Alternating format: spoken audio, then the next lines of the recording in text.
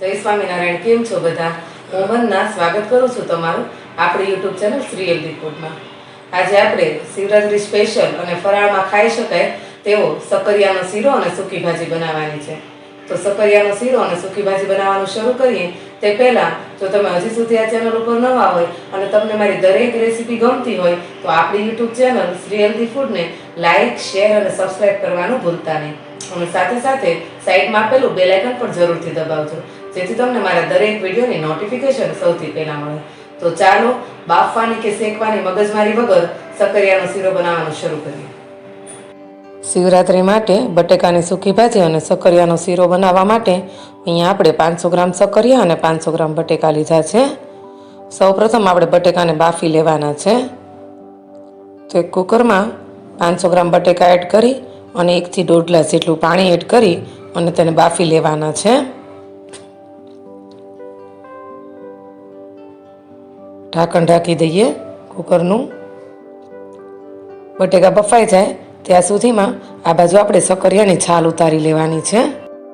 આજે આપણે સક્કરિયાને બાફવાની કે શેકવાની મગજમારી વગર જ સક્કરિયાનો શીરો બનાવવાનો છે. તમને મારી આ રીત કેવી લાગે છે તે કોમેન્ટમાં જરૂરથી લખીને મોકલજો. આવી રીતે શીરો બનાવવાથી સક્કરિયાના શીરાનો સ્વાદ 3 થી 4 ગણો વધી જશે. હવે આપણા સક્કરિયાની છાલ ઉતરી ગઈ છે. આવી રીતે બધા સક્કરિયાનું આપણે કટિંગ કરી લેવાનું છે અને સક્કરિયાની છાલ ઉતારીને પાણીની અંદર જ એડ કરી દેવાના છે, જેથી કરીને તે કાળા ન પડી જાય. આવી રીતે બધા સક્કરિયાનું કટિંગ કરી લઈશું. તમે જોઈ શકો છો આપણા બધા જ સક્કરિયાનું કટિંગ થઈ ગયું છે. હજી થોડું પાણી એડ કરશું. સક્કરિયાને ડૂબડૂબા જ રાખવાના છે, જેથી તે કાળા ન પડે. આ બાજુ આપણા બટેકા પણ સરસ બફાઈ ગયા છે. ગેસની ફ્લેમ ઓન કરી એક મોટું પેન મૂકશું. હવે તેની અંદર 2 ચમચી જેટલું ઘી એડ કરવાનું છે.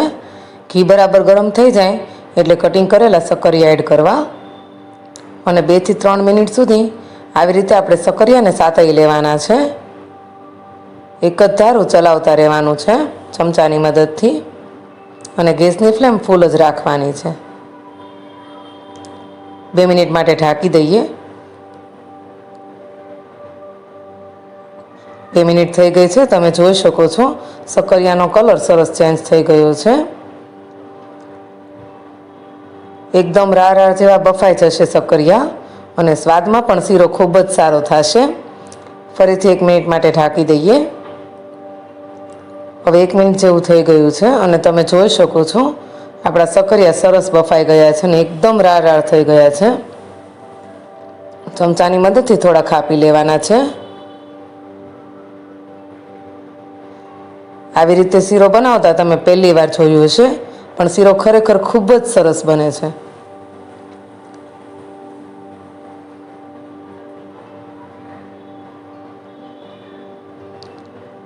હવે સક્કરિયાની અંદર દૂધ એડ કરવાનું છે.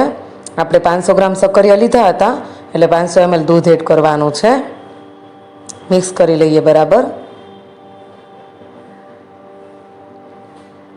આ સક્કરિયાના શીરામાં પાણી બિલકુલ એડ નથી કરવાનું. દૂધ એડ કર્યા પછી 1 થી 1.5 મિનિટ માટે ઢાંકી દઈએ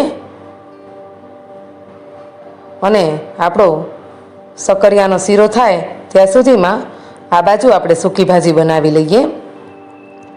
એક પેનની અંદર 2 થી 3 પાવડા જેટલું તેલ એડ કરવાનું છે. તેલ બરાબર સિંગદાણાને બરાબર તળી લેવાના છે. સિંગદાણાનો થોડો કલર ચેન્જ થાય ત્યાર પછી તેલની અંદર આપણે 1 ચમચી જેટલું આખું જીરું એડ કરશું. 8 થી 10 લીમડાના પત્તા એડ કરવા અને અહીંયા મેં આદુ મરચાંની પેસ્ટ લીધેલી છે તે એડ કરશું. બરાબર સાતળી લઈએ બધી વસ્તુને. ત્યારબાદ ઝીણા ચોપ કરેલા ટમેટા એડ કરવાના છે. અહીંયા મેં 2 નંગ જેટલા ટમેટા લીધા છે.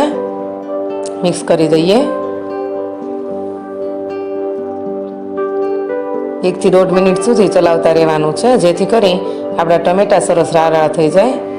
તમે જોઈ શકો છો ટમેટા સરસ રારા થઈ ગયા છે. હવે સ્વાદ પ્રમાણે મીઠું એડ કરશું. આપણે અહીંયા 1.5 ચમચી જેટલું મીઠું એડ કર્યું છે.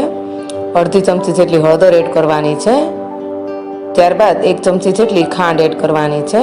મિક્સ કરી લઈએ બધી વસ્તુને.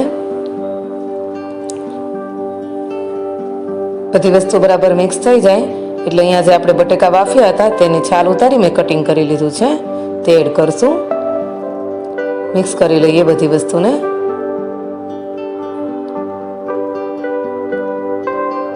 બધી વસ્તુ બરાબર મિક્સ થઈ ગઈ છે અને સૂકી ભાજી પણ બની ગઈ છે. ગેસની ફ્લેમ બંધ કરી અને સૂકી ભાજીની અંદર 1 લીંબુનો રસ એડ કરવાનો છે.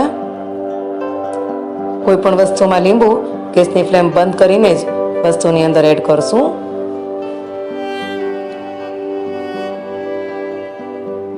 ત્યાર પછી ઝીણા ચોપ કરેલા ધાણા એડ કરવાના છે. મિક્સ કરી લઈએ બધી વસ્તુને.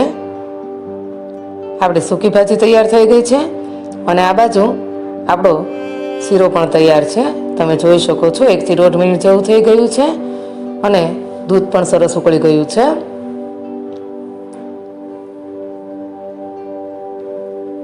તમે જોઈ શકો છો એકદમ સરસ એવા આપણા સક્કરિયા બફાઈ ગયા છે. આંગળીની મદદથી ચેક કરી લઈએ. સક્કરિયા બફાઈ ગયા છે. હવે અહીંયા મેં 2 એલચીના દાણાને ખાંડીને લીધેલા છે તે એડ કરશું. એલચી એડ કરવાથી સક્કરિયાના શીરાનો સ્વાદ ખૂબ જ સારો આવે છે. બધી વસ્તુ સરસ મિક્સ થઈ ગઈ છે. હવે ભાજી મેસરની મદદથી બધી વસ્તુ એકરસ કરી લેવાની છે. તમે જોઈ શકો છો બ્લેન્ડર નથી કરવાનું. બ્લેન્ડર કરશો તો સાવ એકરસ થઈ જશે. આવી રીતે થોડી થોડી કણી રહેવા દેવાની છે જેથી કરી સક્કરિયાનો સ્વાદ ખૂબ જ સારો આવે. હવે સ્વાદ પ્રમાણે આપણે ખાંડ એડ કરવાની છે. અહીંયા મેં 4 મોટી ચમચી ખાંડ એડ કરી છે. તમે જે પ્રમાણે ગળ્યું ખાતા હો તે પ્રમાણે ખાંડ એડ કરી શકો છો. એકદમ સરસ કણીદાર આપણો સક્કરિયાનો શીરો બનીને તૈયાર થાય છે. તમે જોઈ શકો છો કેટલો સરસ આપણો શીરો લાગી રહ્યો છે. સ્વાદમાં પણ એટલો જ સરસ છે. હવે શીરો બનીને તૈયાર થઈ ગયો છે. ઉપરથી થોડી બદામની કતરણ એડ કરશું.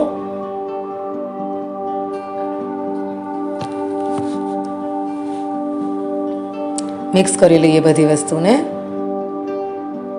સક્કરિયાનો શીરો બનીને તૈયાર થઈ ગયો છે. હવે આપણે ગેસની ફ્લેમ બંધ કરી દેવાની છે. ચાલો ફટાફટ સર્વ કરી દઈએ. તો તૈયાર છે આપણી શિવરાત્રી સ્પેશિયલ સૂકી ભાજી અને સક્કરિયાનો શીરો. આવી રીતે શીરો તમે ક્યાંય બનાવતા નહીં જોયો હોય. બાફવાની કે શેકવાની મગજમારી વગર જ આપણે ખૂબ જ સરસ સક્કરિયાનો શીરો બનાવીને તૈયાર કર્યો છે. તો જો તમને મારી આ સૂકી ભાજી અને સક્કરિયાના શીરાની રેસીપી ગમી હોય તો આપણી યુટ્યુબ ચેનલ શ્રી હેલ્ધી ફૂડને લાઇક, શેર અને સબસ્ક્રાઈબ કરવાનું ભૂલતા નહીં. સર્વ થઈ ગયો છે શીરો. હવે તેની અંદર ફરીથી થોડું ઘી એડ કરવાનું છે અને ગાર્નિશિંગ માટે બદામની કતરણ એડ કરશું. તમને મારી આ રેસીપી ગમી હોય તો કોમેન્ટમાં જરૂરથી લખીને મોકલજો.